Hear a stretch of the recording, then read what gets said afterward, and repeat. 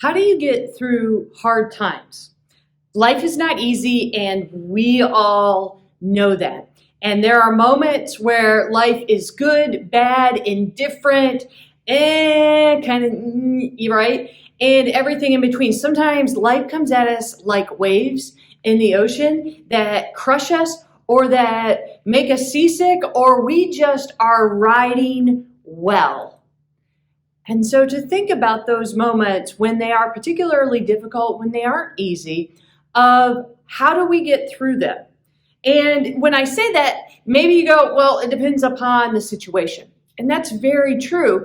But is there a framework? Are there pieces of wisdom that maybe we could use to help us as we navigate, no matter the situation?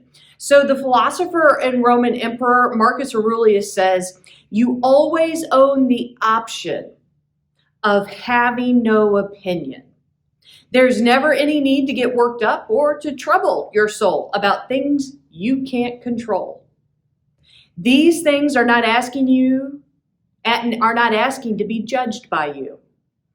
Now those words right there, whew, man, in this way, he was so wise, and so these words, right, are so powerful and yet so difficult to live. But if we really begin to internalize it, you always own the option of having no opinion.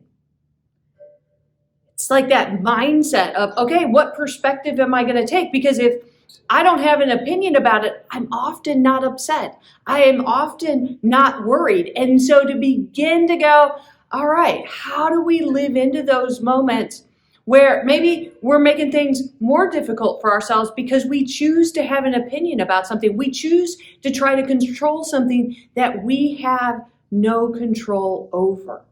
And so what is the mindset and the perspective we need coming into those moments of life as we are navigating the really difficult times? It is all about our approach with what Marcus Aurelius is saying. And an important reminder in that.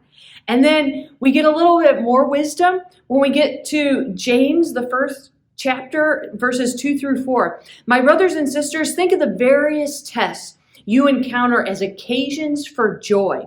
After all, you know that the testing of your faith produces endurance. Let this endurance complete its work so that you may be fully mature, complete, and lacking in nothing. So think about that for a moment, of going, hold up. Encounter as occasions for joy, the test that we have. So it's that sense, right? No one can rob us of the joy. No one can take that away. We only can give that away. So showing up with that kind of mindset, putting that in our tool bag, reminding ourselves of that, and then to realize that the testing of your faith produces endurance. There's a sense here of how endurance completes its work, how when we endure, how we persevere in things, it can actually give us new tools, new perspectives, new ways of handling situations. It can actually gather strength for us.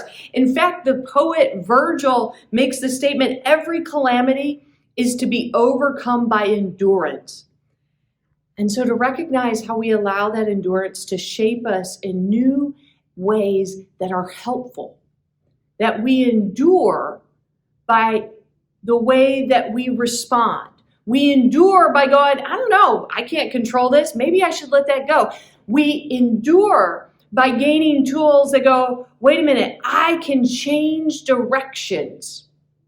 We endure by sometimes going, wait a minute, I don't like what happened to me, but I'm going to make sure I'm helpful with others. Or I'm going to be able to listen when others experience the same thing. How we endure is a way to navigate those hard times.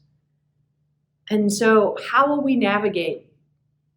How will we navigate those difficult times, not allowing anyone to rob us of our joy? How will we navigate with, you know what, I don't have to have an opinion about it. I can't control it. I'm going to let that go.